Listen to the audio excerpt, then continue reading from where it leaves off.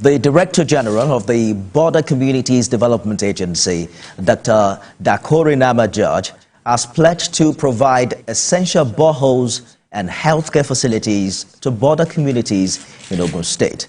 Dr. George's commitment is a response to a report highlighting the lack of clean water and healthcare services many border areas are faced with. The Border Communities Development Agency is a federal government agency established by the National Assembly to deliver socio-economic infrastructure to all border communities across Nigeria.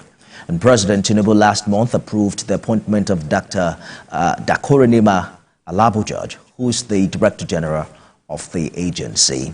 Well, he's lined up to join me on the show this evening. All attention on border areas, particularly for those of you who live within, in communities in the Lagos, Ogun border towns. You can tell that development gets there late. The roads are bad, there's no light, not good water. And perhaps the only time I saw them, putting some tar on the road in that area was before the 2023 general election. And that's when politicians remember that people actually do live in that area. For Lagos and Ogun border towns, the challenge has been these people live in Ogun, but work in Lagos, who gets their tax, and that conversation has been on for years. But we're finding out now that there's an agency of government that actually has the responsibility of, reaching out to individuals living and doing business in border areas. And we want to find out really what they intend to do differently this time.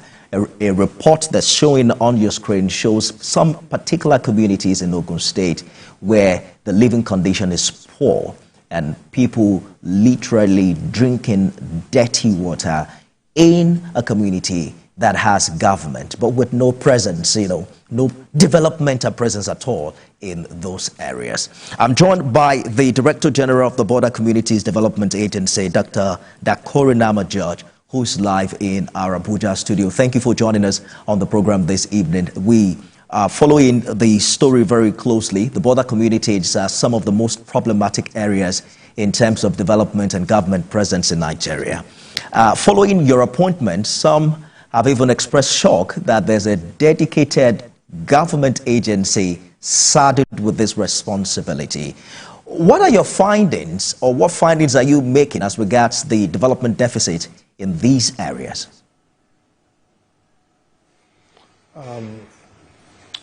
Actually, there's a lot of development deficit in the over 3,000 border communities we have in Nigeria. And these communities are located at the fringes of the country. They're like the gateways to the country, and therefore, in terms of security, they are very key and very important to our country. Access to some of these communities is very, very difficult. Getting basic social amenities is also very difficult.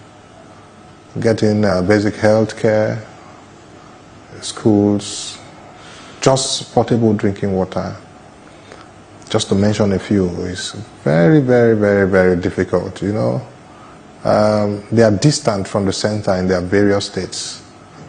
And they're also most times neglected by their state government. We were told that you dispatched a team of engineers to assess the lack of clean water and poor health facilities in some communities in Ogun State. What more have you found out about what's happening there, particularly following that report? Yes, about a week ago we got a passionate plea, an urgent request from the Asa community. And so we had to intervene very, very, very speedily. In fact, it was a weekend when I sent my men to go there to Asa communities and some other neighboring communities like Agbele, Agbelepon, Ibore, Lafenwa.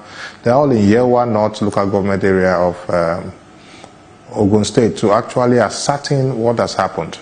Because I was told that the report that came to us was that They were losing persons in dozens. In fact, persons were dying, by the day in those communities. And we did our findings only to find out that the persons were dying because of cholera outbreak.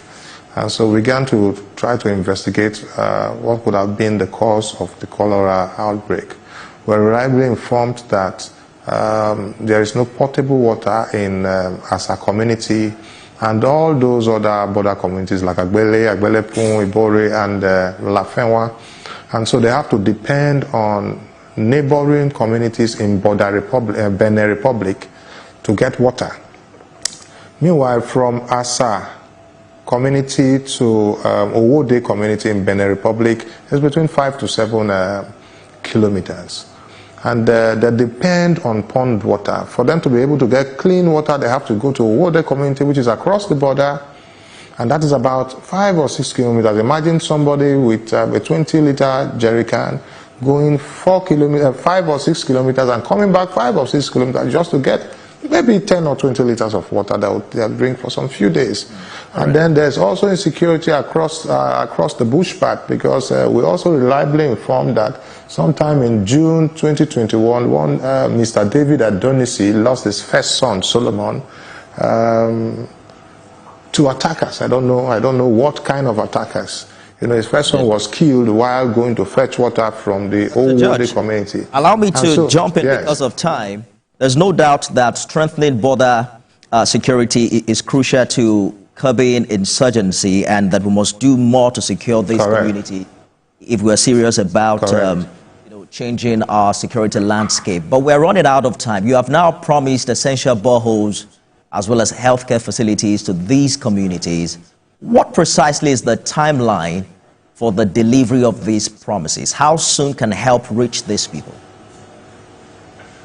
Yes, I would say this came like an emergency, but irrespective of budgetary constraints, we had to think outside the box to come up with a very speedy solution. And as I speak, we've just mobilized a contractor to go down there and sink a borehole for them. We've done our geophysical analysis, and we just found out that going down about 360 feet is going to give us a prolific aquifer, free of bacteria, free of iron, and free of silt. And so we are moving in a drilling rig to give them what I would call a sustainable solution, something that can be sustained over time. And it has to be powered by solar power, so that there will be no cost of maintenance, there will be no operational cost. That's what we intend to do in the short run. Then the long run, we are going to fix it in our 2025 budget, and also other projects that we need, like access to basic health care, access to schools, agricultural inputs, and those basic things that we know we can do for them very speedily within the short and medium term, because we need their loyalty. We don't want to lose the loyalty of these border community dwellers to our neighboring countries. So this short-term intervention is coming in a matter of weeks or months? I will tell you, go there in 21 days, we'll be ready. Fantastic. So we can hold you ready for commissioning in 21 days. We'll definitely call you back. Yes, we'll call you back in 21 days. Dr. Dakorinama George is the Director General of the Border Community Development Agency. Thank you so much for joining us on Beyond 100 Days.